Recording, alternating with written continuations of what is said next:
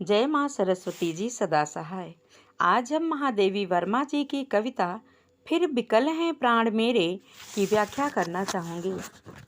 इसमें कहती है कवित्री, तोड़ दो यह क्षितिज मैं भी देख लूं उस ओर क्या है, जा रहे जिस पंथ से युग कल्प उसका छोर क्या है।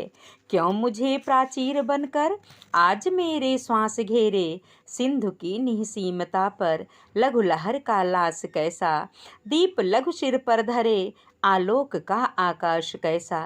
दे रही मेरी चिरंतनता क्षणों के साथ फेरे, बिंब ग्राहकता कणों को शलभ को चिर साधना दो, पुलक से नभधरा को कल्पनामय वेदना दो। मत कहो हे विश्व झूठे है अतुल वरदान तेरे, नभ डुबा पाया ने अपनी बाढ़ में भी क्षुद्र तारे। ढूंढने करुणा मृदुल घन चीर कर तूफान हारे, अंत के तम में बुझे क्यों आदि के अरमान मेरे। तोड़ दो यह क्षितिज मैं भी देख लूं उस ओर क्या है। कवित्री कहती है, विकल व्याकुल क्षितिज वह स्थान जहाँ पृथ्वी और आकाश के मिलने की कल्पना की गई है। प्राचीर दीवार, निस्सीमता जिसकी कोई सीमा न हो। लास, लास मतलब नृत्य, हंसी, हंसी लास। अब ये कहते हैं, अनंत प्रिय के वियोग में साधिका के प्राण छटपटा रहे हैं, अतः वह समस्त बंधनों को तोड़कर प्रिय से मिलने के लिए आतुर है। उसे ज्ञात है कि प्रिय निस्सीम और समीप है, प्रिय निस्सीम और वह समीप है, फिर भी उसका छोटा सा अस्तित्व प्रिय की खोज करना चाहता है। वह कहती है, प्रिय से मिलन न होने के कारण मेरा मन व्याकुल है। तोड़ दो यह क्षितिज मैं भी देख लूं उस ओर क्या है। प्रिय से मिलन न होने के कारण मेरा मन व्याकुल है और प्राण आकुल होकर ससीम और असीम के बंधन को तोड़कर उससे मिलने को आतुर हो जाते हैं।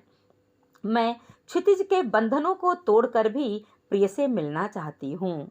युग व्यतीत हो रहे हैं, युग जितने हैं व्यतीत हो रहे हैं और काल की गति आबाद है। न तो प्रिय की सीमा है, न उसके मार्ग का ही अंत है। न तो प्रिय की ही कोई सीमा है और न तो उसके मार्ग का ही कोई अंत है। यदि वह निस्सीम है तो देहादि के बंधनों में तथा श्वासों के चक्करों में मैं क्यों हूँ। क्यों मुझे प्राचीर बनकर आज मेरे श्वास घेरे, आज मैं श्वासों के चक्करों में क्यों बंधी हुई हूँ। अनंत ईश्वर की गति जो आलोक का आकाश है, अनंत ईश्वर की गति के समय पर संसार भी अनंत और निस्सीम है, परंतु उस पर पलता हुआ जीव क्षणभंगुर है। अपने जीवन की नश्वरता को भूलकर वह इठलाता है। जीवन जो छोटी सी चेतना का रूप है, वह अथाह आकाश के समान प्रिय का बोध उठाना चाहता है। सिंधु अथाह है, उसी से उत्पन्न लहर उछलती कूदती है और चेतना का दीपक आलोकमय आकाश को उठाने का साहस रखता है। मेरी आत्मा चिरंतनता के साथ क्यों फेरे ले रही है। दे रही मेरी चिरंतनता क्षणों के साथ फेरे, मेरी आत्मा के क्षणों के साथ फेरे दे रही है। मेरी आत्मा चिरंतनता के क्षणों के साथ फेरे दे रही है। बिंब ग्राहकता कणों को शलभ को चिर साधना दी। कह रहे हैं, धरा पृथ्वी लघु लहर क्षणभंगुर जीवन का प्रतीक है। उस अनंत प्रीतम का प्रतिबिंब कण कण में झलक रहा है, अर्थात ब्रह्म सर्वत्र व्याप्त है, फिर भी साधक उसे पाने की साधना कर रहा है। उस ब्रह्म ने ही आकाश को पुलक, पृथ्वी को कल्पना जन्य वेदना, ऐसी वेदना और जो स्वप्न प्रदत्त और स्वीकार की हुई है, साधक उसे पाने की साधना कर रहा है। फिर भला उसके वरदानों को संसार झूठा कैसे कह सकता है। संसार में उसी की तो इच्छा का प्रसार है। उस ससीम को अपने में मिलाने का प्रयत्न करता है, पर ससीम अपना निजत्व कैसे छोड़ दे।